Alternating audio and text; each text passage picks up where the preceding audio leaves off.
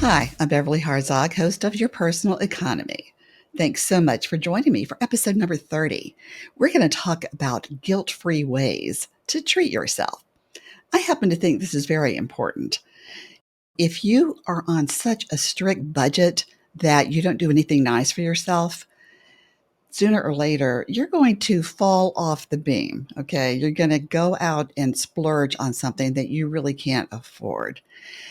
This is why I think it's so important to be sure that you have a budgeted splurge in your budget. And I'm going to show you how to do that. We're going to look at 4 different ways to do that, and you're going to be able to do this with no guilt and zero remorse.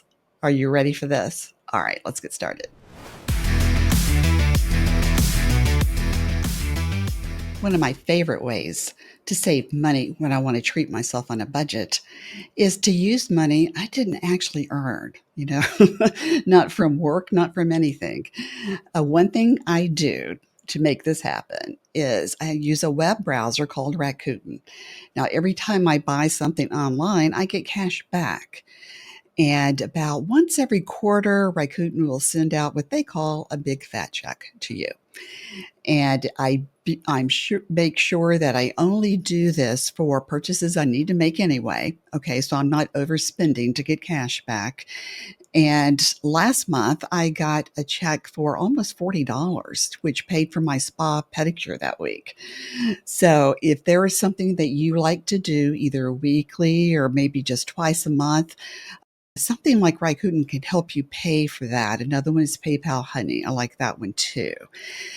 I also love to go to rock concerts. And this is something my husband and I just started doing again a couple of years ago. And it's been so much fun. I've seen the Eagles, Billy Idol, the Rolling Stones a couple of months ago. It's been fabulous. And I saved money on concert tickets with Rakuten, believe it or not. So you will be surprised at how much you can save just by installing that. And you don't actually earn that. You're spending money the way you need to spend it anyway, and then you get this cash back.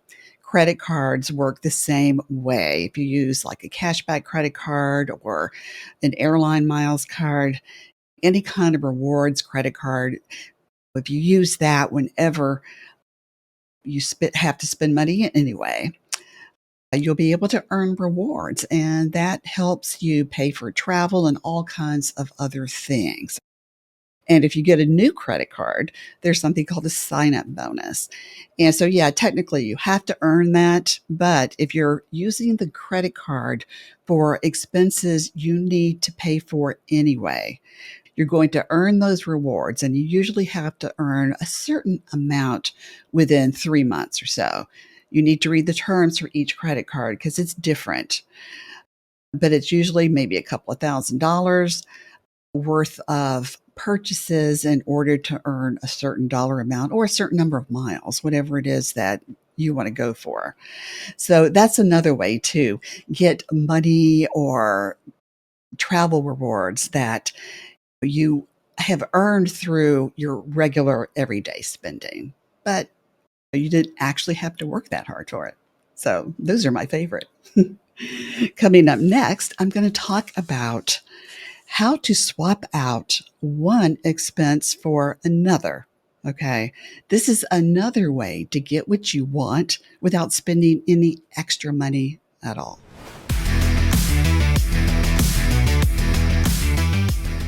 The second way to fund your treat is to swap one expense out for another. And by that, I mean take a long look at your budget and look at your expenses. Are you spending your money the way you want to be spending it? Does it reflect your values? Does it reflect what makes you happy? There's probably something in your budget that you don't really need anymore. For instance, maybe you go to an expensive health club and now you prefer to just work out at a local gym or maybe even just run in a nearby park. So think about that and If you're not gonna spend money on that health club any longer, you can spend it on something else. Maybe you wanna buy vinyl record albums, which is something I've kind of become interested in again, or you wanna spend it on electronics, or you want to go shopping at Sephora. There are all kinds of ways to swap out one expense for another, and I actually do this quite often. I used to buy a lot of lattes. I did, I admit it. And then I bought a French press and I started grinding my own beans, and I saved a lot of money that way. So I can spend that money on other things. So you see where I'm going with this. The point is to make a list of the things that you want to be able to do, okay? And look at your budget and figure out what expense you can give up and substitute for this new thing that's going to bring you happiness. The third way, and this is something that I've thought about a lot because I love to go out to restaurants for special occasions. Well, if I'm honest, I like to go out to restaurants, period. I do have a budget. I actually love cooking. That's kind of a hobby of mine. I even have an herb garden in my kitchen, so I do love that, but I just enjoy the festive nature of being in a restaurant and being waited on, having great food brought to me that I didn't have to buy or work to produce. So that's nice when that happens. But recently, we wanted to go out for our anniversary. And there was a restaurant we went to years ago, and we wanted to go back for sentimental reasons. And so what I do before I spend a lot of money on a restaurant, because this was a nice steakhouse in the Atlanta area, I get online, I look at their menu, and I determine how much I think it's going to cost us. And my husband's not thrilled I do this, but it does work. Now, in this particular instance, we both wanted to get a steak. And I looked at the side items because I love potatoes with my steak. I often like to get a lobster tail as well on the side. But the lobster tails at this restaurant, even with a steak entree, which was very expensive, were $50 a piece. And I told my husband, I can go to Publix and I can get a lobster tail for $5.99, and I'll make that for you next week if you cannot spend $50 on a lobster tail for at this restaurant. And he agreed. He thought that was outrageous too. So just by scouting ahead a little bit, you can make sure that you don't make a spending mistake, because sometimes you're out and you don't really have time to think it through. You might think, oh, it's a special occasion. But then when you get the bill, you think, did I really spend $50 on one lobster tail?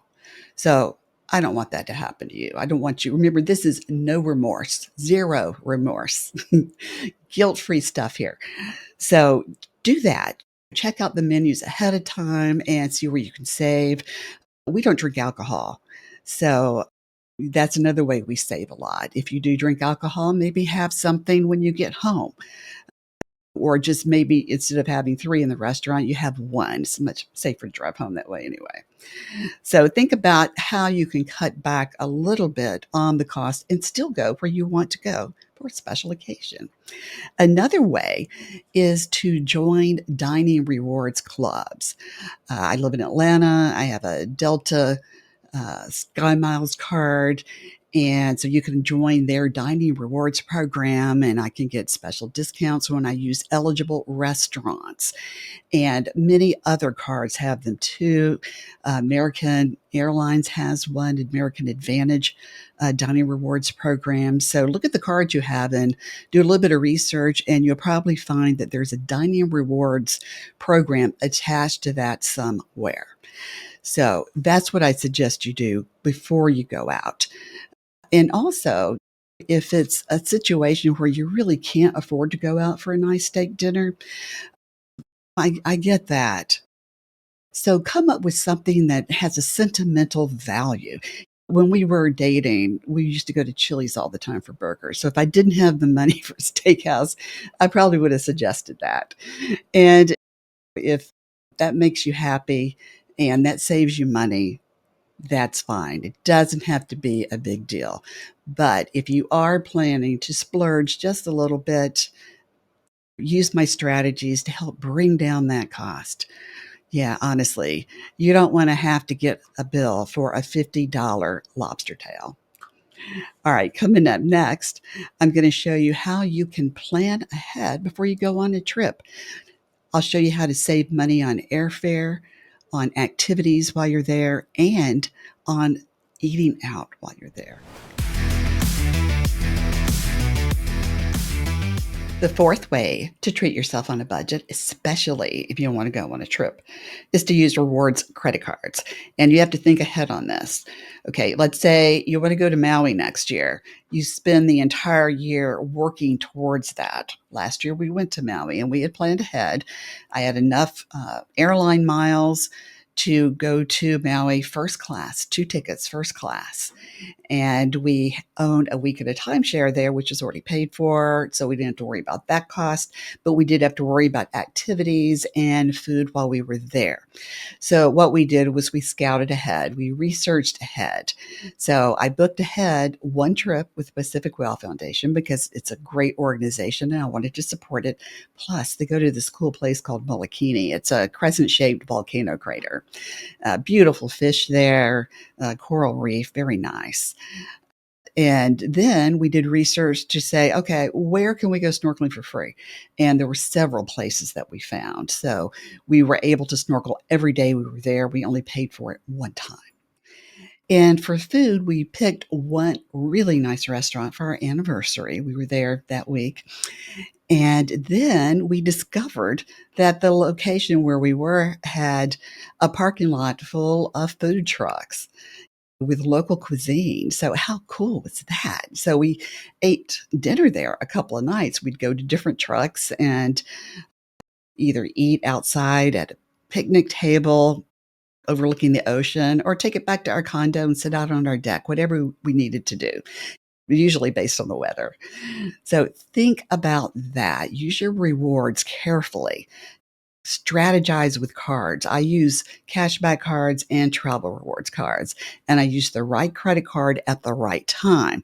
When I go out to a restaurant, I use a rewards card that I get points with that particular card, and I get 3% dining rewards.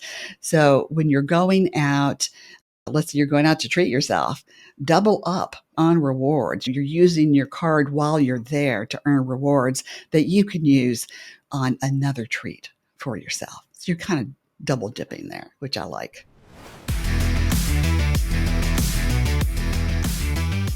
Thank you so much for joining me for episode number 30, 4 guilt-free ways to treat yourself. Coming up next, episode 31, I'm going to talk about how to manage your money like you're already rich. There are some habits that people who are already financially independent exhibit, and you might be surprised by a few of these. I will see you there.